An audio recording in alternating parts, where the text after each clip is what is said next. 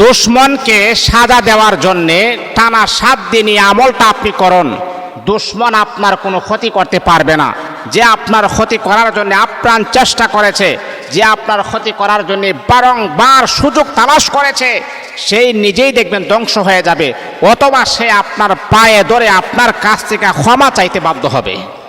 মনে রাখতে হবে, পৃথিবীতে এমন কোনো মানুষ নাই যে তার কোনো দুশ্মন নাই, এমন কোনো মানুষ নাই যে তার কোনো শত্রু নাই। প্রত্যেকটা মানুষের দুশ্মন শত্রু আছে। আপনি যত বড় খারাপ মানুষ হন, আপনার তো শত্রু থাকবেই। আর যদি আপনি যত বড় ভালো মানুষ হন, তারপরেও কিন্তু আপনার শত্রু আছে। আপনি জানেন, এই পৃথিবীর টপ লেভেলের 1 নাম্বারের ভালো মানুষ হচ্ছেন মুহাম্মদুর রাসূলুল্লাহ সাল্লাল্লাহু আলাইহি ওয়াসাল্লাম। আল্লাহর রাসূলের চাইতে ভালো মানুষ কি পৃথিবীতে আছে? আরে বাবা, যার চরিত্র সম্পর্কে আল্লাহ পাক কোরআনের আয়াত নাজিল করে দিয়েছেন। আল্লাহ পাক এত অসংখ্য অজস্র পয়গাম্বর দুনিয়াতে প্রেরণ করেছেন, যার সার্টিফিকেট আল্লাহ কোরআনে দেন নাই। এই আমার বন্ধুরা শোনো, পয়গাম্বর মুসা আলাইহিস সালাতু ওয়াস সালামের সাথে আল্লাহ পাক রব্বুল আলামিন তুর পাহাড়ে কথা বললেন, ঘন্টার পর ঘন্টা কথা বললেন। তারপরে আল্লাহ পাক রব্বুল আলামিন তার চরিত্র সম্পর্কে আমার আল্লাহ কোনো কিছুই বললেন না। ইব্রাহিম আলাইহিস সালাতু ওয়াস সালামকে আল্লাহ পাক রব্বুল আলামিন পরীক্ষা নিলেন, একের পর এক পরীক্ষা নিলেন, তারপর তাদের চরিত্র সম্পর্কে আলোচনা করেন নাই। কিন্তু প্রত্যেক নবীর চরিত্র সুন্দর, কিন্তু আল্লাহ পাক রব্বুল আলামিন আমার আপনার নবীর চরিত্র সম্পর্কে কোরআনের ভিতরে বলেছেন, ওয়া ইন্নাকা লাআলা খুলুকিন আযীম। হে নবী, আপনার চরিত্রটাকে আমি আল্লাহ মহান করে দিয়েছি, আপনার চরিত্রটা আমি আল্লাহ ফুলের মতো পবিত্র বানায়া দিয়েছি। মনে করেন প্রত্যেকটা নবী পবিত্র, কিন্তু আল্লাহ পাক তাদের ব্যাপারে কোরআনের আয়াত নাজিল করেন নাই। আর আল্লাহ পাক রাসূলকে সান্ত্বনা দেওয়ার জন্যে, রাসূলকে আল্লাহ পাক সান্ত্বনা দেওয়ার জন্য আমার আল্লাহ কোরআনের আয়াত নাজিল করে জানায়া দিয়েছেন, হে নবী, যারা আপনাকে বলে দুশ্চরিত্র, যারা আপনাকে বলে আপনি 11টা বিবাহ করেছেন, বিধবা মহিলাদেরকে বিবাহ করেছেন, এইগুলা দায়িত্বর ভার আপনি নিয়েছেন, হে নবী, তারা আপনাকে দুশ্চরিত্র বলতে পারে, তারা আপনার চরিত্র সম্পর্কে বাজে মন্তব্য করতে পারে, কিন্তু আমি আল্লাহ আপনার চরিত্র কেমন সূরা কলমের ভিতর আয়াত নাজিল করে তাম পৃথিবীর সমস্ত মানুষদেরকে আমি আল্লাহ জানাইয়া দিয়েছি। তো সম্মানিত হাজিরিন, যেই কথাটা বলতেছিলাম, আমার নবীর উপর ভালো মানুষ এই পৃথিবীতে আর নাই, কোনোদিন আসবেও না। আল্লাহর পরে যার সম্মান, যার 63 বছরের জিন্দেগি আপনি তালাশ করেন, যার 63 বছরের জিন্দেগি আপনি পড়েন, আপনি হাদিস কোরআন রিসার্চ করেন, গবেষণা করেন, বুখারী, মুসলিম, তিরমিজি, আবু দাউদ, নাসাই, ইবনে মাজাহ, মুয়াত্তা মালিক, মুয়াত্তা মুহাম্মদ, এই যে কিতাবগুলো আমি যে নামগুলা বলছি, এই কিতাবগুলো আপনি পড়েন।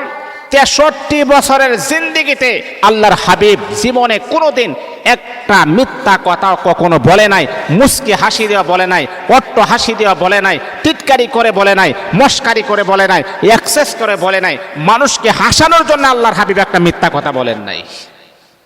আরে বাবা, আমরা তো মজা করে অনেক সময় মিথ্যা বলি। বন্ধুদের সাথে আড্ডা বসলে বন্ধুদেরকে হাসানোর জন্য আমরা মিথ্যা কথা বলি, কিন্তু আমার রাসূল 63 বছরের জিন্দেগিতে একটা মিথ্যা কথা যিনি বলেন নাই, তিনি হচ্ছে মুহাম্মদুর রাসূলুল্লাহ সাল্লাল্লাহু আলাইহি ওয়াসাল্লাম। সেই রাসূলের শত্রুর কোনো অভাব ছিল না। বাবা কেমন শত্রু ছিল, নবীকে মারবে, নবীর উপর আক্রমণ করবে। রাসূল আকরাম নিজের মাতৃভূমিকে ছেড়ে দিয়ে রাতের অন্ধকারে তিনি নিজের মাতৃভূমি ছেড়ে দিয়ে মদিনাতে চলে গেছেন। সেই নবীর যদি এমন শত্রু থাকে, তাহলে আমার আপনার শত্রু তো কোনো অভাব নাই। এই জন্য আমি আপনাদেরকে বলবো, যে আমলটা আমি আপনাকে দিচ্ছি, সেই আমলটা যদি টানা 7 দিন আপনি করতে পারেন, ইনশাআল্লাহ যত বড় শত্রু আর যত বড় দুশ্মন হোক না কেন, সে দেখবেন যে কোনো একটা বিপদের সম্মুখীন হয়ে গেছে, আর বিপদে পড়ে আপনার কোনো খোঁজখবর থাকবে না, আপনাকে মারার কোনো প্ল্যান থাকবে না, সব নষ্ট হয়ে যাবে। এমনকি আপনাকে মারার যে একটা তার মনের ভিতরে বারবার উদ্বেগ তৈরি হয়েছিল, সেটাও নষ্ট হয়ে যাবে। এই আমার বন্ধু, তাহলে আমলটা কখন আপনি করবেন, কিভাবে আপনি করবেন, শুনেন, দিলের কান লাগায় আপনি শুনেন। এই আল্লাহ পাক রব্বুল আলামিনের বান্দা বান্দি, আপনি মনে করতেছেন, আহারে আমি যদি ঘর থেকে বের হই, সে আমাকে আক্রমণ করবে, সে আমার উপরে জুলুম করবে, সে আমার উপর অত্যাচার করবে। আপনি যদি এমনটা যদি আপনি জানেন সে আপনার মারাত্মক লেভেলের দুশ্মন, মারাত্মক লেভেলের শত্রু, তাহলে বন্ধুরে আমার 1400 বৎসর আগে নবী মুহাম্মদুর রাসূলুল্লাহ সাল্লাল্লাহু আলাইহি ওয়াসাল্লাম সাহাবীদেরকে বললেন, সাহাবীরা রে, এই পৃথিবীর শুরু থেকে নিয়ে শেষ পর্যন্ত পৃথিবীতে যা কিছু ঘটবে আমি আল্লাহ কোরআনের ভিতরে সবকিছু আলোচনা করেছেন। যদি আপনার এমনটা ধারণা হয় শত্রু আপনার উপরে আক্রমণ করবে, শত্রু আপনার উপরে ঝাঁপায় পড়বে, তাহলে আমলটা আপনি করবেন। কখন করবেন, কোন সময় আপনি করবেন? আপনি ফজরের নামাজ পড়ার পরে যাই নামাজে বসে আপনি আমলটা করবেন। যাই নামাজে বসে আপনি 3 বার দুরূদ ইব্রাহিম পড়বেন। আল্লাহুম্মা সাল্লি আলা মুহাম্মাদ ওয়া আলা আলি মুহাম্মাদ কামা সাল্লাইতা আলা ইব্রাহিম ওয়া আলা আলি ইব্রাহিম ইন্নাকা হামিদুম মাজিদ। আল্লাহুম্মা বারিক আলা মুহাম্মাদ ওয়া আলা আলি মুহাম্মাদ কামা বারাকতা আলা ইব্রাহিম ওয়া আলা আলি ইব্রাহিম ইন্নাকা হামিদুম মাজিদ। এই দুরূদ ইব্রাহিমটা আপনি 3 বার পড়বেন, তারপর আপনি ইস্তিগফার 3 বার পড়বেন।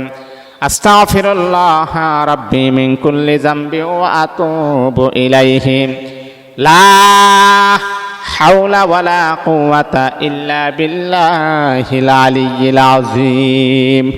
দুরূদ ইব্রাহিম 3 বার আর ইস্তিগফারটা 3 বার পড়ার পরে আপনি আল্লাহ পাকের একটা নাম 1000 বার আপনি পড়বেন। ইয়া মুনতাকিমু, ইয়া মুনতাকিমু, ইয়া মুনতাকিমু। আল্লাহ পাকের নামটা আপনি 1000 বার আপনি পড়বেন।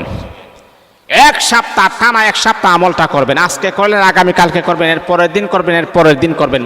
1 সপ্তাহ আপনি নিয়মিতভাবে যথা সময়ে আপনি আমলটা আপনি করবেন। ইয়া মুনতাকিমু, ইয়া মুনতাকিমু, ইয়া মুনতাকিমু।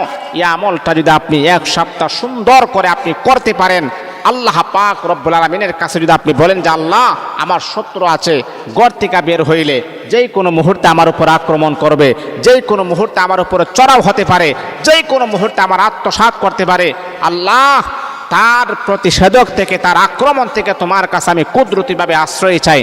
দেখবেন আপনার শত্রুকে আল্লাহ পাক এমন একটা প্রসেস দেখাবেন, এমন একটা সমস্যা তার হবে যে সমস্যার কারণে আপনাকে মারার মতো পরিবেশও তার হবে না।